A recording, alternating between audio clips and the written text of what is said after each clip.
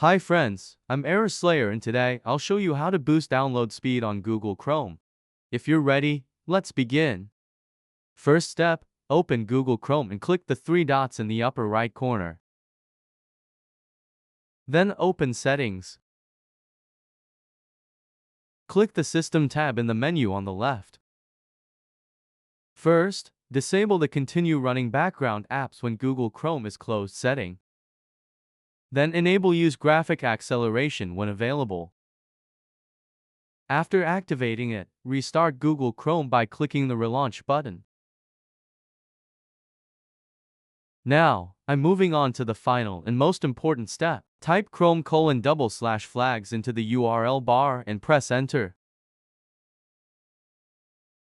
Type parallel downloading in the search bar and enable the parallel downloading feature. After activating it, you need to restart Google Chrome again. You can do this by clicking the Relaunch button.